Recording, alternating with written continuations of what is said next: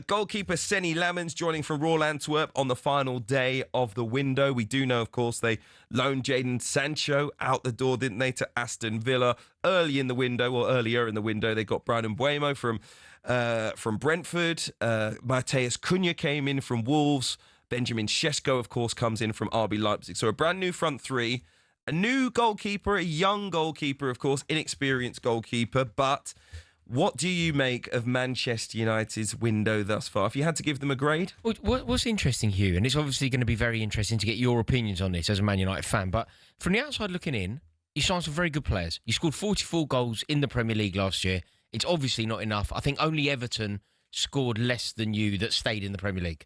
So it really obviously wasn't good enough. And you've rectified that by going out into the transfer market and signing Premier League proven goal scorers. So there is something quite impressive about that. However, it can't be a good window when Andre Onana is still probably the best goalkeeper at your club. Look, I know you've signed a new goalkeeper, but between Onana, a young kid who's never played in the Premier League, and Bayendir, I'm still inclined to say that Onana is the main man there. And then you've got a midfield issue, and I just don't know what you're doing. I don't know what the midfield is. I don't know what the best team is. And as much as we can talk about this transfer window, I'm all done on Amorim, you know. I thought he was the guy, and he's not. He's just not good enough. We'll come to the manager in a moment. I'll start with the transfer window. Manchester United have signed good players, but I'm disappointed with their window. I'd give it maybe a C+ because of the quality of the players signed. But the reason that I'm disappointed, Manchester United, let me just say those two words again. Manchester United finished 15th in the Premier League, and the only players who were in their side last year who paid the price for a 15th place finish is Rasmus Højlund, who went to Napoli, and Alejandro Garnacho, who only left the club because of his attitude. The message to our changing room after finishing 15th at a club with a history that is as big as Manchester United on the salaries that they're all on was, it ain't that bad, lads. We'll give you another crack at it next year. Yeah. Virtually every player that was in that team playing last year has stayed. Yeah. I cannot imagine a Bayern Munich, a Real Madrid, even a Juventus, AC Milan, you know, they finished 9th. I imagine they've let go 8, 9, 10 players this summer, that you wouldn't go and overhaul your squad off the back of a horrific season. I know Man United fans are saying, well, who would have signed them? No, you're absolutely right. You're absolutely right. Look, regardless of what you think of a player like, say, Bruno Fernandes, let's use him as a case study because he's a public face of the club. He's a club captain. He is the best player in the squad. He is the club captain of a Manchester United team that not only finished 15th, but lost to Tottenham in a European final. How you can still effectively call him captain?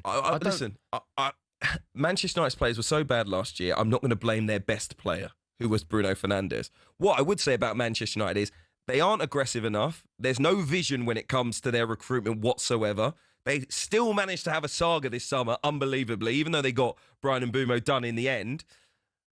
Ultimately, if there was 100 million on the table for Bruno Fernandes in the summer, the response from Man United was financially we don't need to sell him. But there was no vision around that. Should we take £100 million for Bruno Fernandes? There was no question. It's up to him. But when it comes to the likes of Luke Shaw, Casemiro on huge salaries, you know, even those that have done okay, the likes of Harry Maguire when he's played, you know, you can't actually complain with what he's done so far. That's not the point. Anyone at Manchester United who was on a sizable salary should have been told, you are not going to kick another ball for Manchester United. Go and find yourself another club.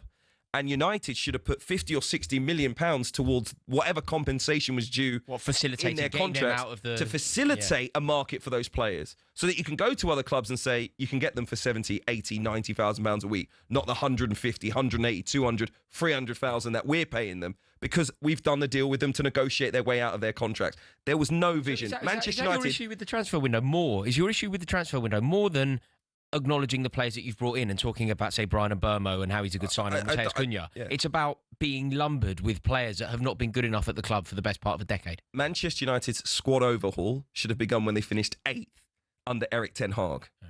He was given an extended contract. He was given money to spend. Last year, they finished 15th. They still haven't decided to overhaul their squad. They've brought 4 players in. Yeah. That's a normal summer. That's what a good Manchester United squad would have been doing in the market, not a team that finished 15th. Yeah. I find it absolutely incredible. Listen, the players they've brought in are good quality players.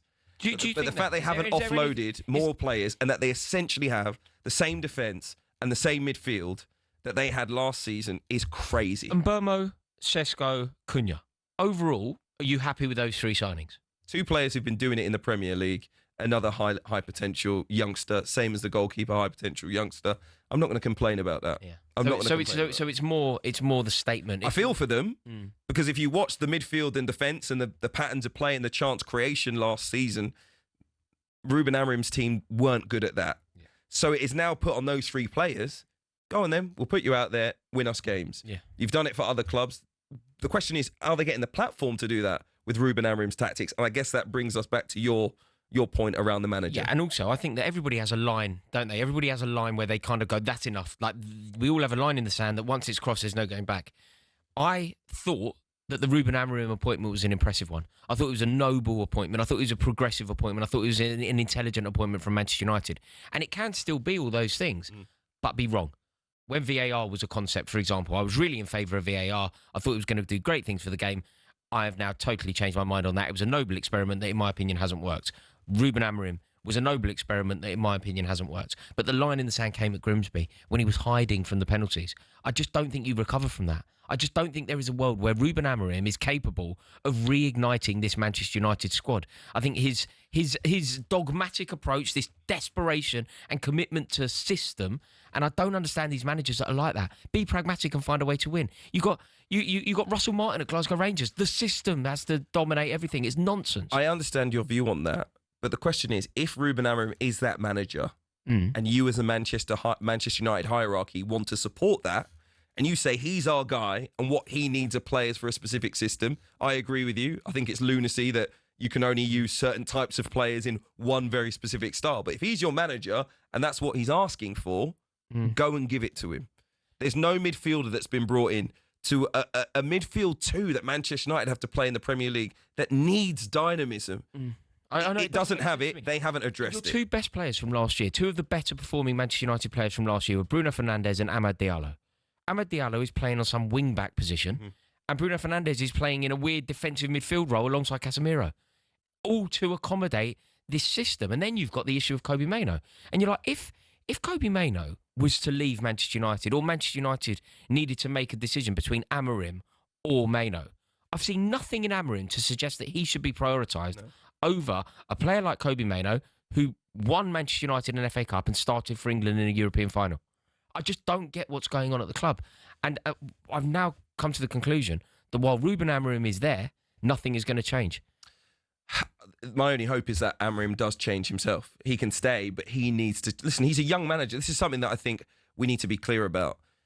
It's Manchester United. It's a very big club, huge history. The goal will always be to go and win the biggest trophies in the game. They didn't bring in one of the best managers in the world. They didn't. They brought in a guy who had a really good record in Portugal, but wasn't even managing in one of the top 5 leagues in Europe, right? It's not like you've gone and got a manager who got to a Champions League final. We did that with Erik ten Hag. Well, he got to a semi-final with Ajax. Liverpool went and did that with Jurgen Klopp. You know, someone who, okay, they might not have won everything, but have shown the qualities that make you think they might. Currently, I don't think Manchester United did that. What they did was they brought a project manager and they said, maybe in 4 or 5 years, he will be one of the best in the world. So if we didn't think there was going to be teething problems, we're very naive. Ruben Amorim's come from Sporting Lisbon. Everyone's talking like he should be one of the best managers in the world. Now, I get it. You know, Mikel Arteta is a first-time manager at Arsenal. He's turned them into a team that got to semi-finals of the Champions League, who's come second 3 years in a row. But he was given time through some very tough periods. All I say is, as a Man United fan, I agree with you. It doesn't look great. The results are appalling. Are you still he will get fired if they continue in this way. Like that's nothing to do with us. But for me as a fan right now, I think you need to give him time that line in the sand hasn't come for me. It might come in 5 or 6 games. I'm not saying I'm that far away from it. It might come at the end of the season. But right now, as we talk today, I think you just need to make sure. Yeah. You need to be 100% sure this guy isn't the guy. There's still a question mark over the players. Like I said, it's most of the squad that he had last year. It's most of the squad that Erik ten Hag had.